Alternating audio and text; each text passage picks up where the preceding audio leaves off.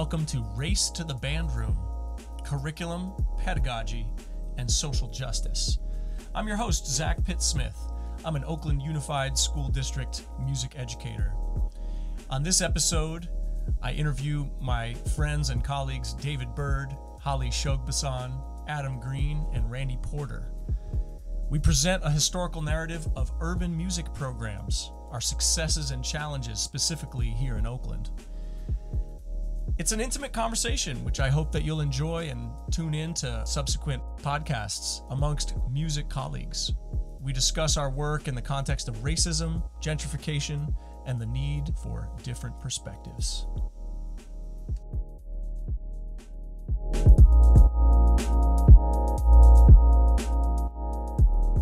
Some of this is really about Oakland and our successes and challenges in general in our community, but also specific to resources and access and diversity and just our kind of the systemic practices that are working and not working in Oakland, but also professional organizations around the country are rife with problems. And I'm hoping that we get into some of that as well. My name's Holly Shogbasan. I currently teach at Montera Middle School in OUSD. This is my second year. Before that, I taught for 7 years in the Oakland Diocese at St. Liz Elementary School, High School, and at St. Philip Neri in Alameda. And I've worked for the Oakland Youth Chorus since 2007, and various, art organizations around the Bay. So, I've been an in-classroom teacher and also a teaching artist. So I feel like that's really helped my perspective. My name is Adam Green, and I teach at Skyline High School. And this is my third year at Skyline, and I taught for 1 year prior at Cesar Chavez High School in Stockton Unified of California. Randy Porter. I'm teaching at Roosevelt Middle School. I'm in my third year there. Prior to that, 19 years at Westlake. Prior to that, 11 years in some elementary schools, and then subbing a few years before that. My first year in Oakland Unified was 86-87. And again, prior to that, I was an Oakland Unified student for 13 years. Dave Bird here, currently teaching at Oakland High.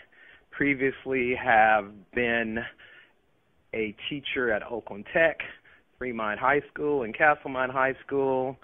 Student at Skyline. The only school I have not been a student or a teacher at is McClymonds. And this is my 18th year teaching. I'm Zach Pitt-Smith, and this is my 14th year at Edna Brewer Middle School in Oakland. And prior to that, I taught only 1 year in the Jefferson District in Daly City. I got my start in Richmond through the East Bay Center for Performing Arts. Some of this is really about Oakland and our successes and challenges in general in our community, but also specific to resources and access and diversity and just our kind of the systemic practices that are working and not working in Oakland, but also professional organizations around the country are rife with problems. And I'm hoping that we get into some of that as well. How about if we start with Randy talking a little bit about what you know about the history of music programs in general in Oakland? Oakland Unified is the first district in the country to systematically purchase musical instruments for students to use sometime in the beginning of the 20th century. Wow. Going way back. And hence, that's why we have some of these, remarkably old instruments in our inventory. And there was a time in the 1950s, 60s, and 70s when I know that Oakland Unified was really looked at as a national leader. At the time, there was a full-time musical instrument repair person, there was a full-time librarian, and there were as many as 7 administrators at one time just for the music program. The music festivals happened at the Oakland Auditorium, which is now the Kaiser, the Henry J. Kaiser Auditorium on the west side of the lake. And I mean, there were just probably thousands of us that were there, that were in that hall. The school that we always knew about was Castlemont because they had this vocal program.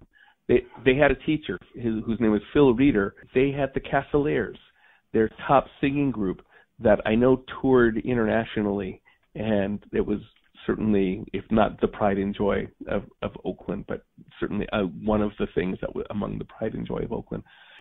Right, and with the tech industry and the whole entire Bay Area, just changing the entire demographics and just pushing folks who have originally been in the neighborhoods for generations out. They can't afford to stay anymore, and that has affected the looks of our schools and also the kind of the imbalance of the resources too. And we still have that imbalance in that the privileged side of the city, that I like to always say, the Bret Harte Middle School is like the far east of music in our district. What do you mean by that for people who don't know the geography of Oakland? Well, at about Coolidge Avenue, Laurel District, Oakmore, the most expensive property in the city, to North Oakland, through downtown, through to about Coolidge Avenue, maybe 35th. You have the privilege to have a music program. We don't have I think every school on the privileged side of Oakland has a music teacher. Some schools have two. And the ones east of Coolidge, 35th, many have none. Yeah. And that's where the black and brown community live. Right. As a visual and performing arts department, we've been talking about that. And so I want to move the discussion and ask some questions of all of you about the challenges that we've had in Oakland to bring great programs to our own individual schools, but also when we look further beyond our own school, what are we doing well in the district? What do you all think about what's happening here? What's going well? Yeah, one thing I love about Oakland and like having both been a student here and now teaching here is I can definitely say, at least during my tenure, again, as a student, and now working amongst you guys as colleagues, though I've heard this was a little different before I was a student. There has always been a very mutually supportive and collegial-minded approach amongst the music teachers. Like the only teacher who I was like directly under, in their classroom, and they were my teacher of record, was, Mr. Porter in terms of, in this conversation, Randy. But, there is a very intentional effort, even now in distance learning, for us to find as many opportunities to expose each other, students, to different learning styles. So I got a lot of opportunities, to work with you, Zach, as you being my teacher, through Cazadero trips and through district festival things. And so, though I was never directly in your class, always had a great respect for your teaching. Same with you, Dave. And I think that's just really unique, having also been, in a district where the varying teachers do take on a more adversarial approach to one another. I really have held a high respect for the lack of pride with understanding that, like, we are serving a community together, and therefore where maybe one of us may not be strongest, that there is another teacher in the district who may be stronger in that area, and that there's no pride about like exposing the students to that and being focused on what is best for the kids' outcome, not necessarily our individual egos. We definitely do a great job of lifting each other up. I'm so glad you brought that up. I wonder if that's because we don't do well. I guess there's some competitive nature in terms of CMEA festivals when we go and get adjudicated, but we're not out there doing those things that I always hear coming from the Texas programs. The marching band competitions and everyone's winning. That's not what we're about here. It's not, and it was. I'm gonna be honest. I mean, yes, I had outside of school music activities as well. But like, I certainly did not go into college behind my peers. I was at least on par, and like in a respectable number of cases ahead. And so I was always, it was interesting to me to then hear from my peers who did come from more affluent backgrounds or maybe more quote unquote traditional programs, always talking about, oh yeah, I was in all state band all these years. Like, oh, I tried and finally got in my senior year. And I would just be like, oh, I've never done that thing. I don't even know how that system works. And like, it was interesting to me to hear that that was a world that existed for so many people. And I was like, I don't feel like my education lacked not having those things. Well, you also were in the Oakland Youth Orchestra as a violist and as a violinist, and then you auditioned and got in as a flute player. And you also had a double major as a vocalist because you were also doing your vocal training. So, wow. You know, you had so many different amazing musical things going on. And I think to add to the list of other things that are awesome, like all of those things that you listed that I did, can certainly be traced back to like very intentional, like other opportunities that you as my teacher at the time, like sought out for me, like knowing my family's, you know, financial landscape and like, hey, we don't have money. And like definitely like made that effort, like, okay, here I have this kid who has disability and has this need, does not have the money necessarily to support it. How can I give them these opportunities to make up where the money, you know, may not be? And that is something else that I do respect a lot about our teachers, is that I think overall there is an effort to understand what our students' situations are and to not let something like finances, for example, limit them from being able to push themselves. And like, we do go the extra mile to find those programs that maybe are for those kids, or those scholarships that will help those kids, or even giving of our own free time to like, look, this is what I can do for you, to help and supplement that. So.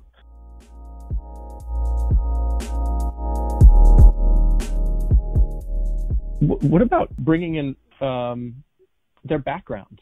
Are we doing well in that regard? I was listening to Randy Pace from Decolonizing the Music Room recently, and there's a lot of discussion about just really rethinking what are the fundamental parts of a music education that for so many years, since 1852 and Lowell Mason's choir school that he started, we've been carrying down over the generations that say these are the things that that constitute a good music program.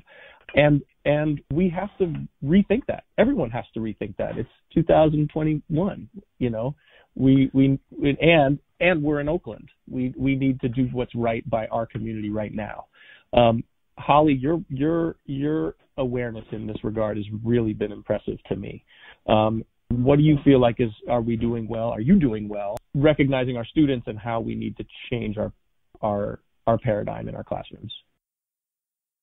Yeah, I think I'm the only one that grew up in the Midwest and outside of California. So Me too. I'm in that. Oh, you did. Okay. Well. Yeah. New York, right? I'm from New York. Yeah. Okay, perfect. So a lot of the things that you all said resonated. Missouri, and I went to college in Tennessee. In general, music is very focused on band, etc., marching band specifically. I myself, I grew up in Jennings, which is like basically Ferguson in St. Louis, and our public schools in Jennings weren't even accredited, so my mom put my sister and I in a private school, and I would say that my music education was skewed almost specifically on religious music.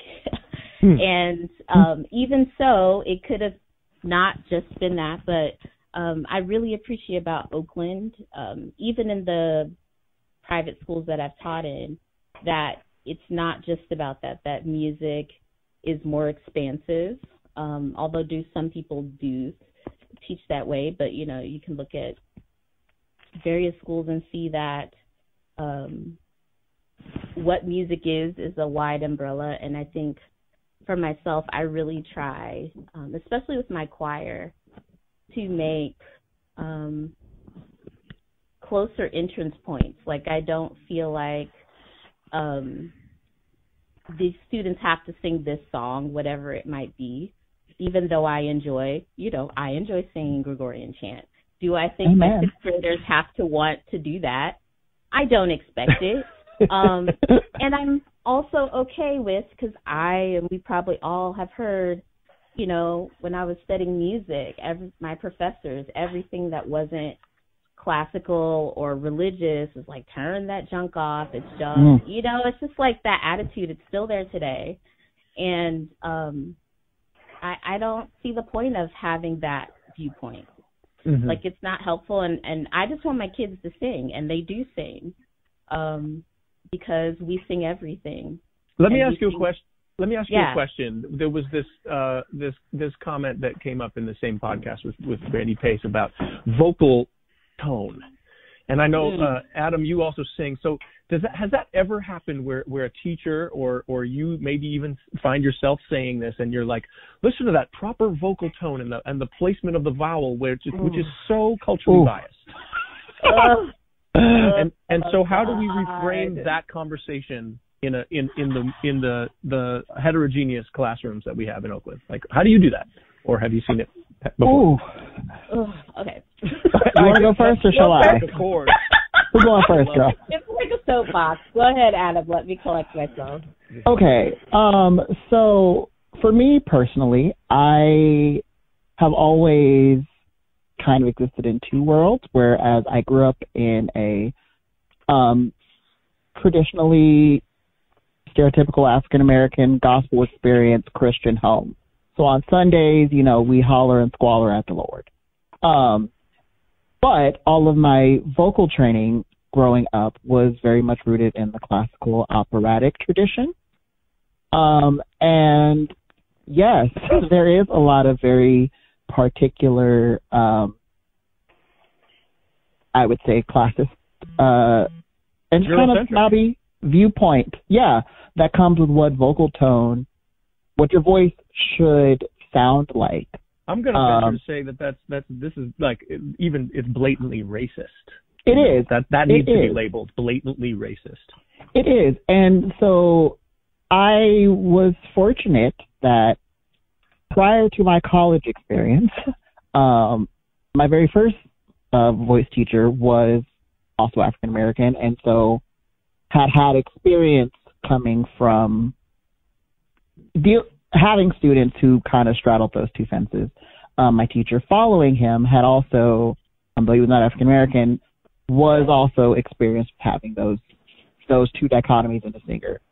I cannot say that was the case, especially the front end of my college experience as a voice performance major. I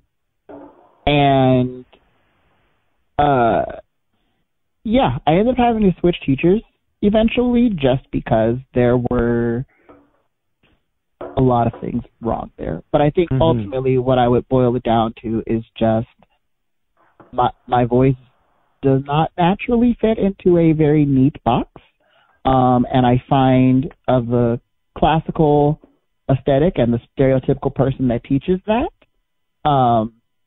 we really like our boxes and our lines. And so things that don't fit inside of that are very easily just categorized as wrong. Yeah. And to be perfectly honest, I will even say myself, as I have now stepped into the role of teacher, I even have to kind of correct myself at times, and have really been working, especially the last year, as I've even started studying things with my voice more, and doing way more non-classical things. Really trying to change my language and focus it on, okay, this particular genre of music, what aesthetic does that genre value? Yes. And then if I'm going to evaluate someone's performance, then focusing on evaluating it through the lens of what that particular genre cares for. Yeah. And not saying that that genre's perception is the only lens of music. So like in classical music, we are very concerned with like tall vowels. We are very concerned with like creating long lines. And so like if someone is giving me a performance and their intent is to be classically accurate, like that's what I'm going to look for. Gospel, we aren't as concerned with with those things. But there are other things such as like the feeling or the way that you stretch pitches or where you put the emphasis on words. Like classical music, we hate you breathing in the middle of a word. It's sacrilege. In gospel, very often that breath in the middle of the word serves to deliver something else, like musically or emotionally. And so it's been a lot of unlearning and just figuring out, again, how to evaluate from a more general lens. I see an entire other podcast on genre-specific categories in adjudication, and how judges in this type of situation need to have specific lenses for the groups that they're listening to, playing the specific music that they're playing, and all of that. Holly, you were collecting thoughts. Yeah. Well, and to tag on, and also to go to what you just said, Zach, it's not even just the judges, it's the directors that are performing this music. I can't tell you how many times I look up, it doesn't even, I usually don't look it up choral because I know what's going to come up, but so let's say I go on YouTube and look up a performance of, whether it's from an African country or a different language, 9.5 times out of 10, that choir is going to be singing it in a form that is not traditional to the culture. And so it's that, it's that reciprocity. I can compartmentalize, like Adam was saying, like this is the style for this type of music. Rarely do people stretch themselves to go back the other way and say, hey, we're singing this song from Zimbabwe. What is their culturally specific way to perform this? Are we going to be standing here not moving? That's your first thing. Are we going to be standing here not moving? Are we going to clap?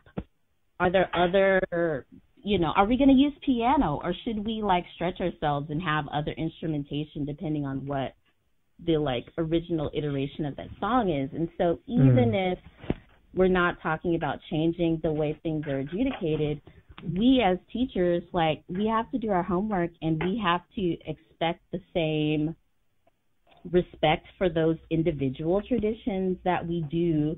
Like, we know Mozart's cat's name or something, but we don't know anything about, it's an African song. What does that mean? Which part of Africa? Like, it's a continent. And so I think that is the biggest rub for me. For me, I can compartmentalize what is necessary. It's not about getting rid of the specifics, is that we have those specifics and honor them for all the ways that we're singing and not just the proper ones, quote unquote. And if I can tag on to that even quickly, not only is it do we miss such an opportunity for not taking the time to like grow ourselves and appreciate like what that like just what those personal touches of that particular music is. We also deprive ourselves of the opportunity to also understand, like, musically, what do those skills teach us? Like, even in a classical space, I have always been leaps and bounds above my peers in like aural perception, just because like I've only once in my entire life actually looked at sheet music in like a gospel situation. It's all about like developing, using your ear to listen and like find those three parts. Like there is so many teaching tools that you can learn in that tradition, that just because there may be other parts of it that we either aren't comfortable with or like don't respect, or again view it as an overall less than form of music, that is like a perfect tool to help strengthen our students, again, ears, their oral perception, like there are so many songs I can listen to, never having heard it in my life, but within reason, predict where the chord progression is going to go and select a harmonic note that would work with it on the spot, because that's all we do in church all day. And how useful would that then be, like when I'm at a gig with a cellist and they're lost and I was dumbfounded, because I'm just like, how does your ear not just tell you? The rest of us are about to, cadence, and you are. I mean, we see this with our students. It's easier when something is challenging for you or to you to just say, that's dumb, that's less than, and just not do it. Rather than most of the time, it's like, no, like that's challenging for me. That makes me question how I view the world. That makes me question how I move and what I do, and that's uncomfortable. Yes. Having privileges makes it a lot easier for you to build up, well, that's just dumb wall, and not have to tackle those insecurities and inefficiencies. Or even question the repertoire that you're playing, or question the way you're teaching it, or question your values, your aesthetic value as a musician, and how you teach it.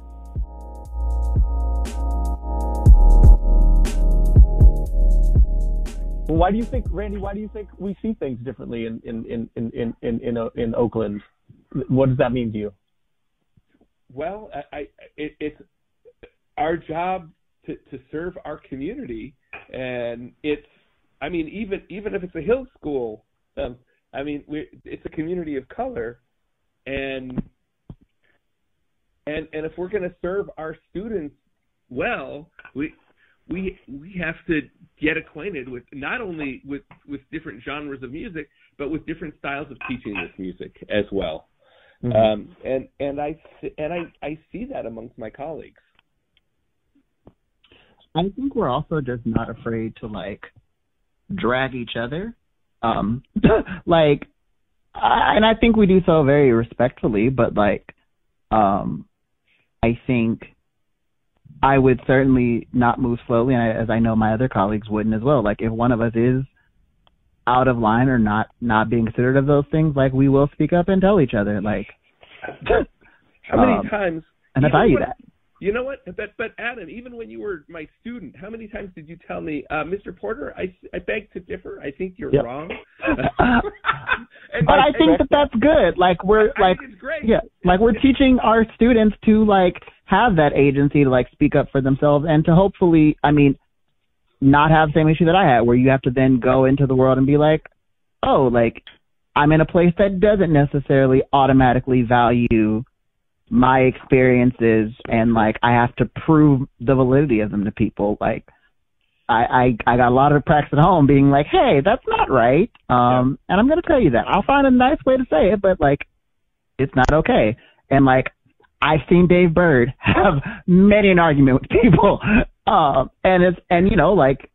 It certainly helps model hey, we don't always, not saying just try to be confrontational, but we also are not required to just sit and tacitly let our experiences be invalidated either. Yeah, I want to tell a story. I want to mention something I heard, and then I want to ask a question. Put a question out there and get Holly and Adam's perspective. So, I mentioned. Randy mentioned the Cavaliers back in the 70s touring, and then, great groups like Tony, Larry Graham, who played in Sly and the Family Stone, was a graduate at Castlemont. He was a good friend of mine.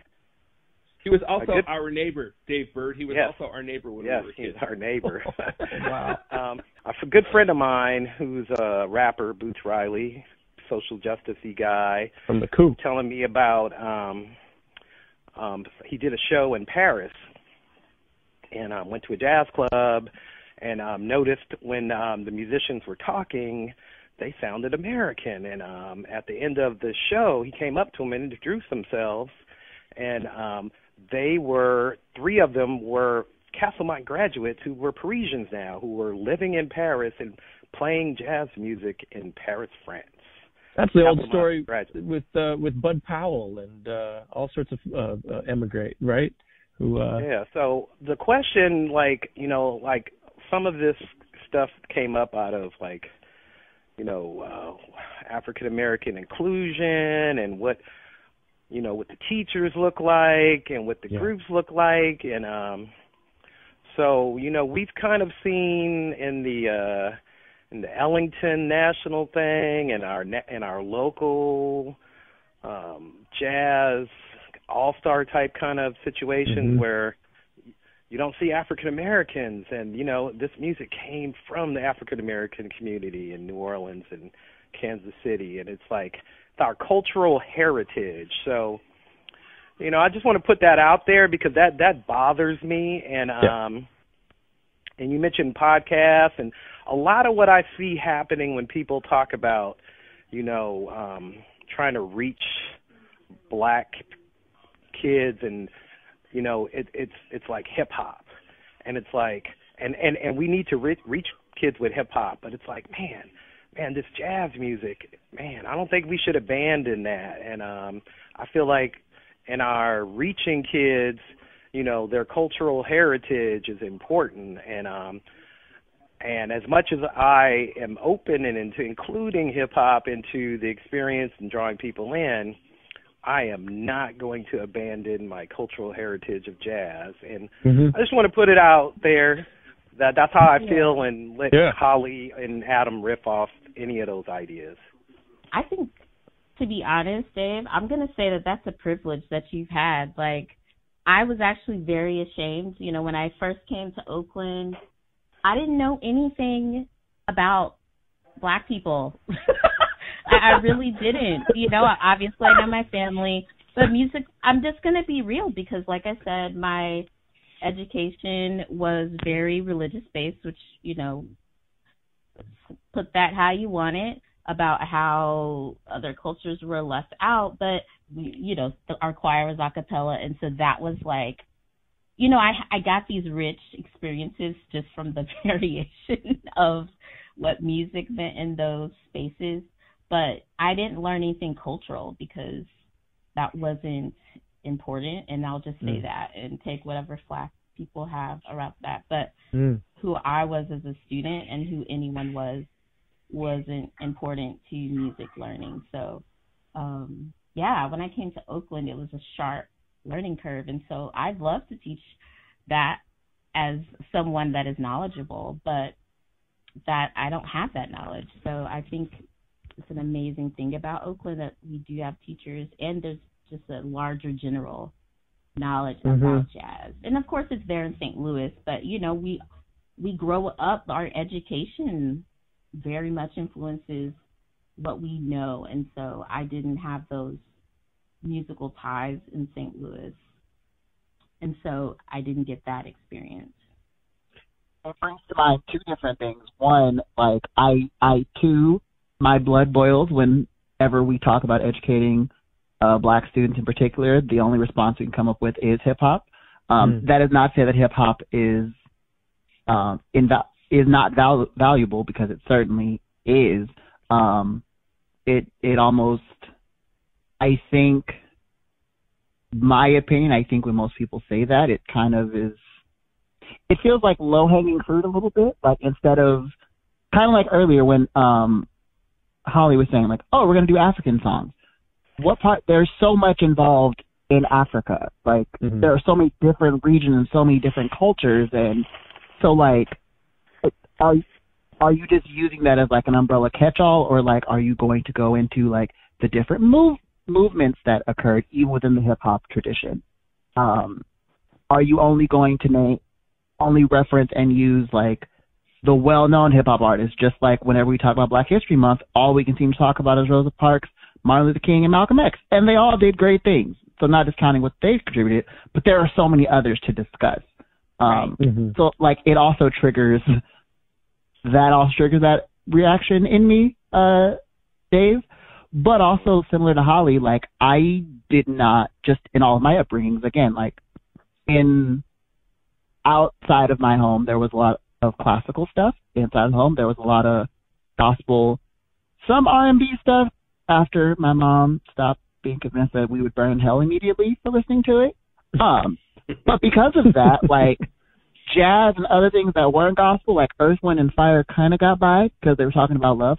A lot of that wasn't very a part of just my upbringing musical experience. And so, like, I think that is something else that we always have to keep in sight. Like, me teaching jazz band at Skyline now even,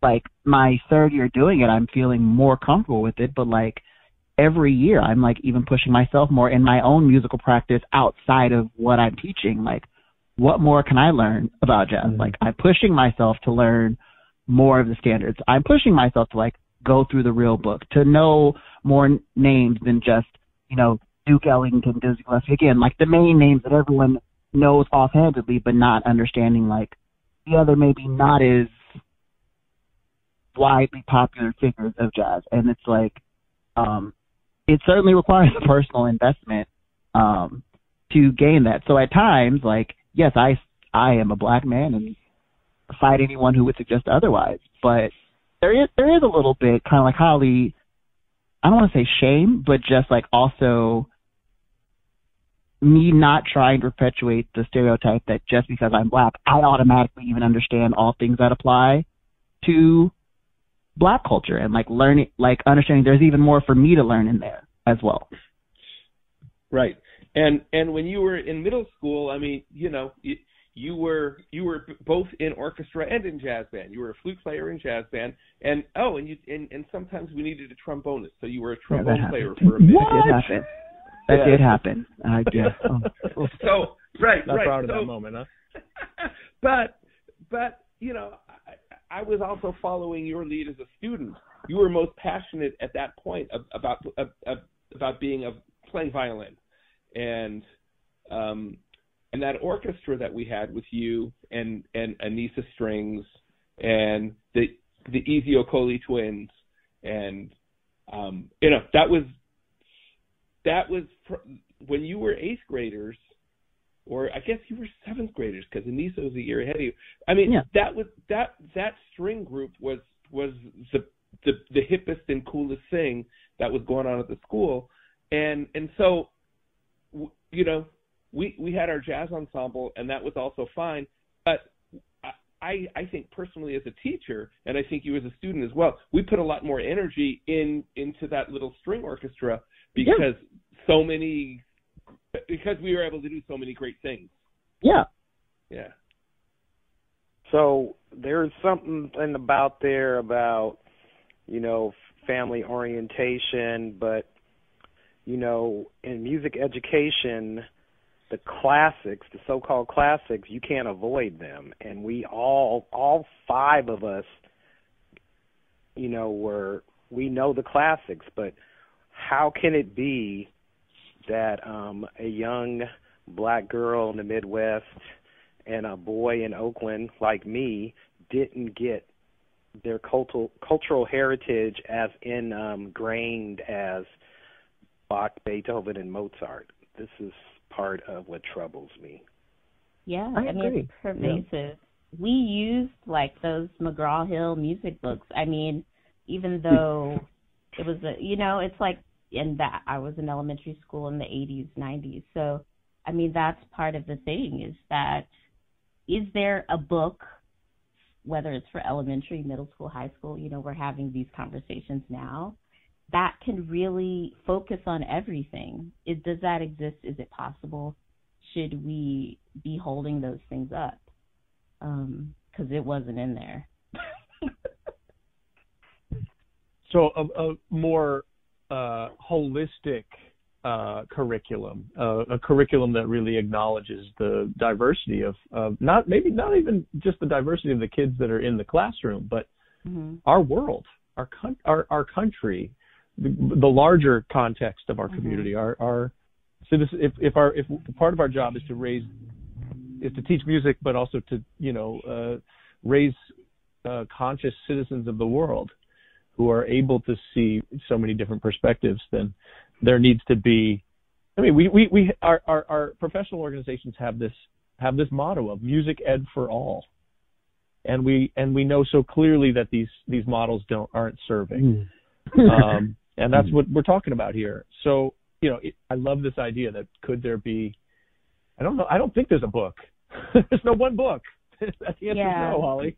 But I mean, even with us trying to purchase books for the district like a few months ago, having that discussion, I was I was like, I'm really not finding anything that I felt like, which, I mean, is also just the flaw, like just some of the books aren't, in my opinion, well written for the thing they're even written to cater to. Mm-hmm. But I was like, I'm not finding books that I feel like would fit my program very well. Like it's But beyond the books, it's clear that we as a profession and our organizations that represent us and serve our students, we need to find ways to address the inequitable practices that are systemic. I mean, the thing that often comes to me is that when I go to festivals, when we all go to festivals, we don't see an equal representation. We don't even see students that look like our students in Oakland. We don't see Black kids. We don't see Latinos as much.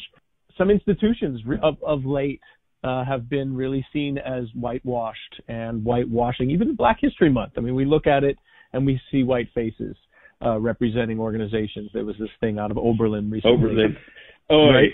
Oh my God. And even closer to home, we see that our institutions need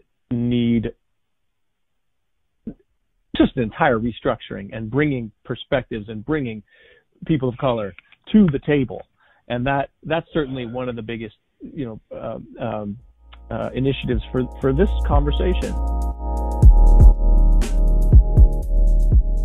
So what suggestions can we make as urban school music program educators and also, the people of color in our community here? What needs to be done?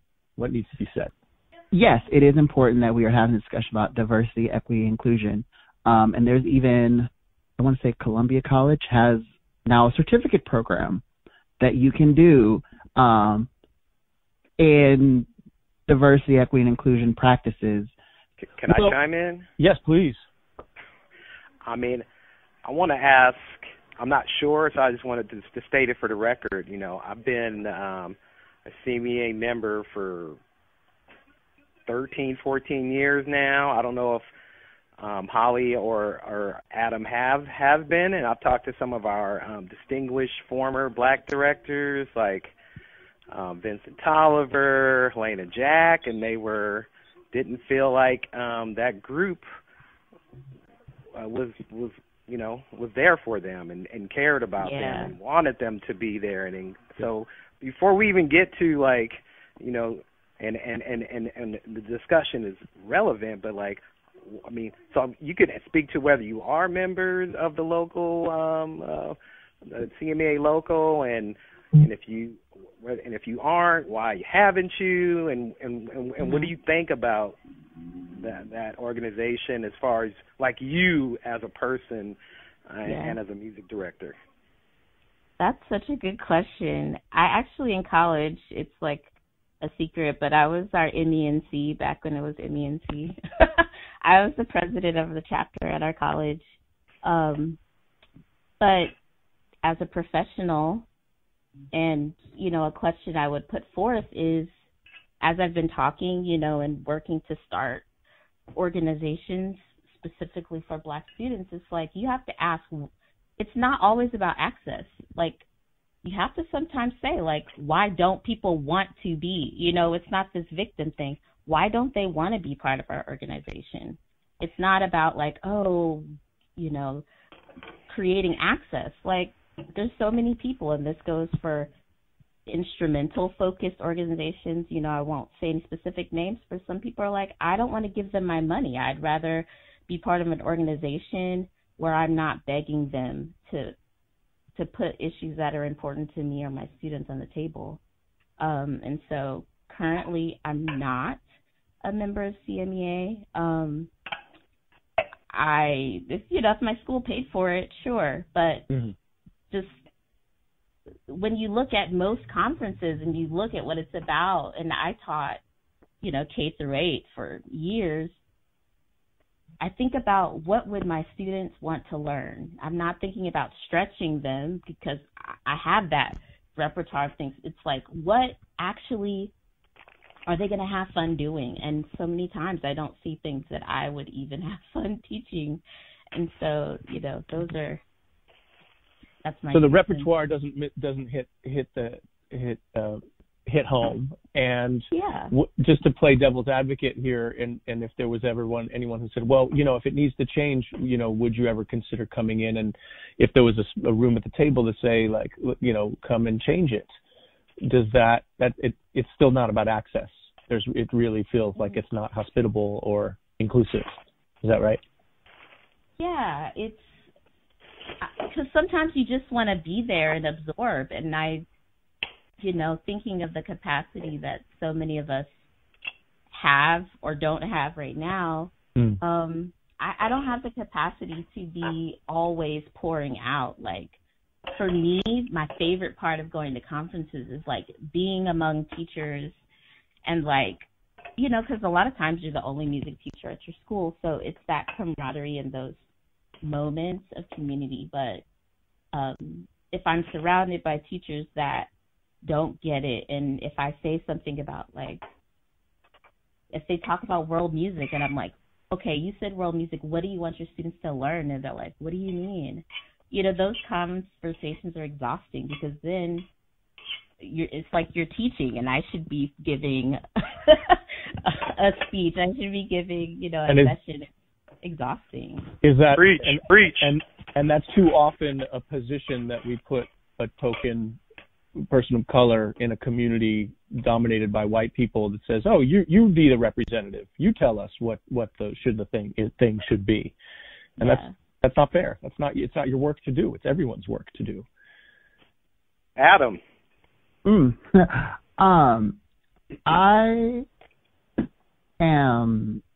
at this time have not been doing the whole CMEA thing. I'm on, like, a lot of different, like group pages for those things.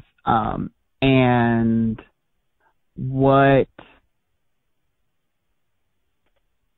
like, again, like we were saying earlier, in terms of, like, the competitions and things of that nature, I have personally just kind of from the outside looking in, admittedly, get the sense that there is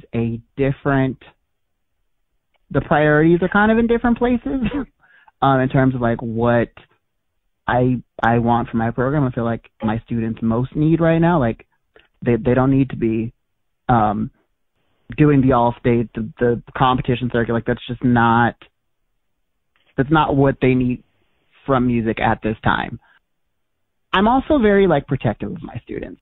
Knowing my experience, like, having stepped into some of those spaces where, I'm one of the only one, and knowing that sense of feeling like other, and, like, realizing that, like, oh, I'm the only one here. And, like, I'll never forget, in my youth orchestra even, I was one of two black kids. There was another student whom, in the best of intentions, I'm positive, even said to me once, wow, talking to you is the most, like, black interaction I get in my week. Like, and they meant that, as they later found the words to clarify, that, like, I don't come across another black person in, like, intimate quarters unless I'm around you. And so that does speak to what Holly was saying, of, like, just kind of feeling like, I don't want to always have to be, like, the voice for all of black people, because, again, as I said earlier, there's some parts of it I'm not even fully versed in. Like, we're not a monolith. And so when it comes into, like, entering those spaces, both, like, bringing my students into those spaces and like, learning teaching tools or seminars from those people, I often, again, just feel like what they value and what I value are two different things, as well as I also understanding that yeah, our program has less financial access and resources compared to other programs.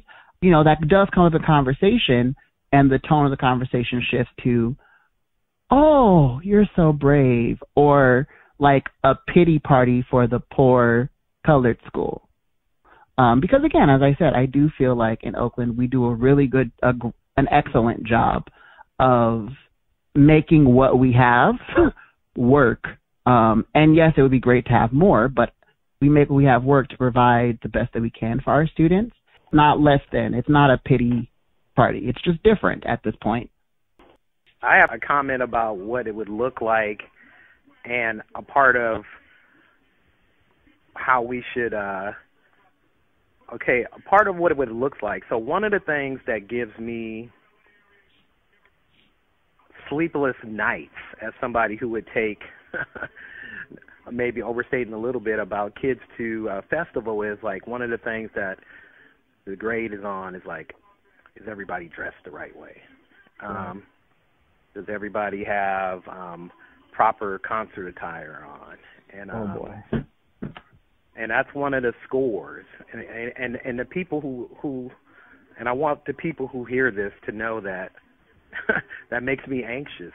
That the score, and and I know there's going to be some kids who show up with a black T-shirt on and tennis shoes, or that's part of the score. And I also want to mention that I've been dinged at festival for copying scores, and it costs money to buy scores. So I'm just speaking to some of the things of in where you don't have a lot of money.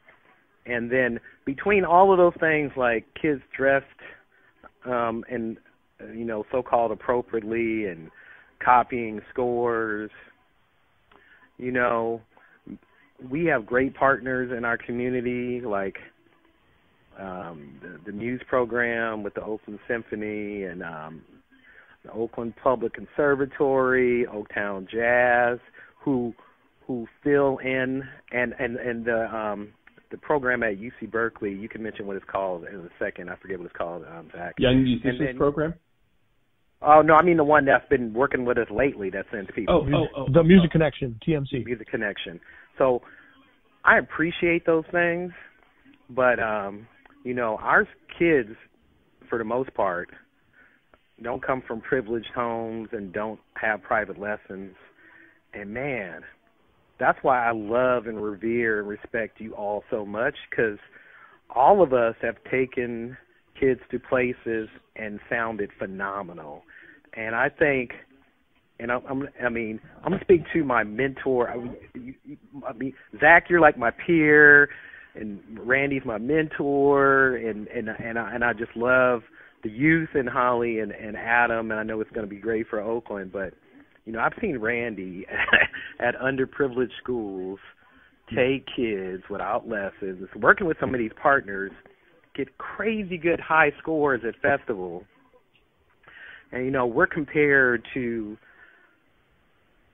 directors and programs in the burbs where, half or more of every one of the musicians has been having private lessons since, they could tie their shoes. So I just want to sing the praises for our product that we produce. Yeah. And I think you guys are all incredible music teachers. Nothing against the people in the burbs, but I just want to, for the record, it's a challenge to teach where the kids don't have concert attire, and you don't have money for a bus, and you're worried about, I paid for my CMEA registration, and I don't know if I have money for the bus, and my kids don't get lessons, and all the challenges. And so just to speak to that, I have personal issues with that, and I've seen everybody in here make great products. But see, Thank you, Dave. Yes, thank you, and thank you for saying thank you, Dave. But the flip side is, because we're in Oakland, we have these partnerships. We have this partnership with the Oakland with the Oakland Symphony. We have this fantastic partnership with SF Jazz. we're one of the school districts that gets to do the Jumpstart program at Cazadero, and we're able to access artists that want to come to Oakland schools because we are Oakland, and so you know, I feel like part of our success is because we're the underdog, and because people do want to work with underserved communities, the artists who have made it. You know, we've been able to have amazing people come and work with us. So I think there's so many reasons why I wouldn't want to be teaching anywhere else. No, absolutely. Definitely. I would definitely agree with that, and it's occurred to me to try to go somewhere else and where could we be paid better for what we do, but it's not. I really feel like there's an effectiveness of what we're doing, and also an urgency, and maybe just because we have to build the programs. That's the other thing too. Is I wonder how much my experience, and I know many of you have shared the same thing, is that we get to the schools and we have to build them.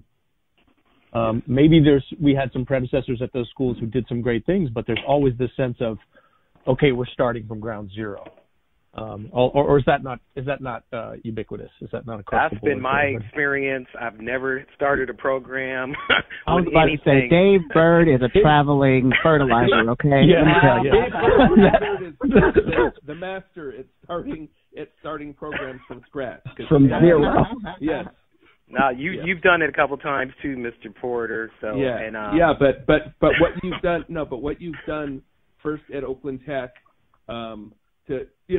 where there essentially wasn't an instrumental music program when you got there, and then when you left, that's the largest that orchestra had ever been, and I know that you had superior ensembles, and now you've started from scratch at Oakland High and done it again. So, and you're making my job harder, but this is a good competition. I will also say though, like, to credit you, like, going into the Skyline situation, seeing where the program was, I felt less apprehensive about taking the challenge of rebuilding the program on. One, again, because I was a part of the program before Dave Bird started showing up and building everybody else up, and we were like the bigger program, and therefore I know what it could be before, but also because I had a lot of great examples, like ahead of time, saying like, you know what, like a program can start with pretty much nothing, and like, with the right dedication and nurturing, like it can be grown into something beautiful and formidable. And so, yeah, like, thanks for the example, bruh. Appreciate you. Anyway. We only have about 3 minutes left, and I really want to respect everybody's time. What I'm hearing from this singing each other's praises and our microcosm of this beautiful ecosystem that we have in Oakland, where we feed off each other and are inspired by each other, maybe what our professional organization could be doing better, because many of you are saying you're looking at it and saying, this is not going to serve me. This is not going to serve my students. I don't want to come up there and try to fix it. Is that if there were a better network with other teachers in our situation, other cities, other urban programs in Oakland that really face the same kind of issues that we do? I think it's already happening, as now Richmond High has a program, and now the middle school theater, who I've met at the last CMEA conference. Helms Middle School, right? Helms, yeah.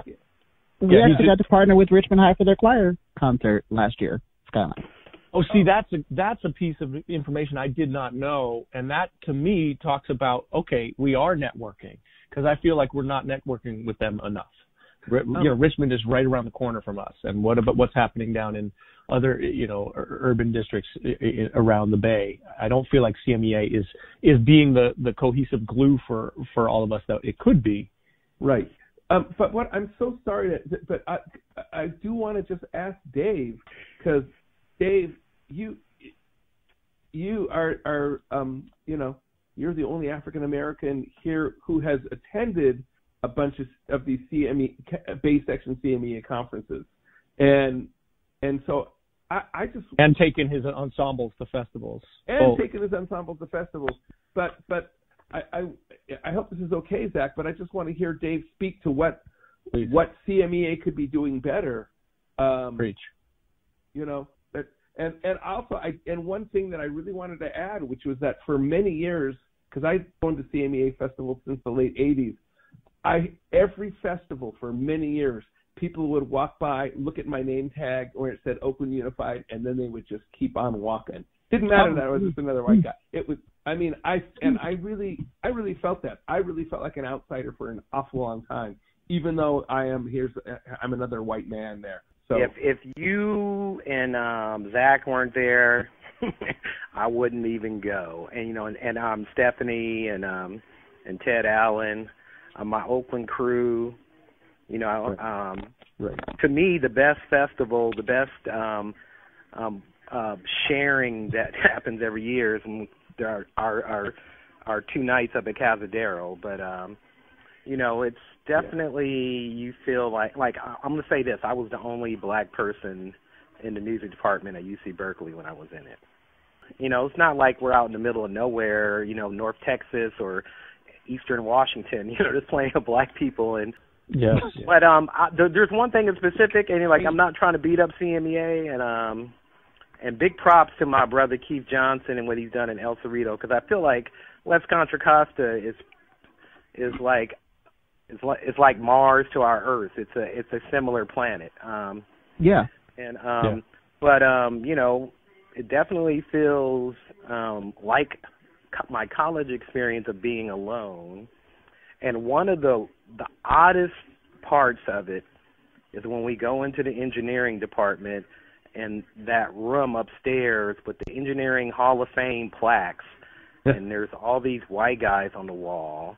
Oh, yeah. And then there's all these white teachers drinking wine and eating cheese, not what normally happens when black folks come together. So, but you know what? Like, I know how to get what I want, out of something, and I definitely have learned some stuff and got some valuable resources at festival, and enjoy hanging out with my Oakland cool cats who show up there. Maybe it'll change in the future that some other people will show up. Well, listen, I see it as part of my obligation, with my foot in the door. The title I hold at the state level is Urban Programs Representative, and I haven't done a good job until now. This has been an incredible conversation from you all, that's for sure, and I hope other people want to listen. And we have other black teachers in Oakland: David Hardiman, Michael Turner. What's the guy? The guy used to work at Claremont back in the day.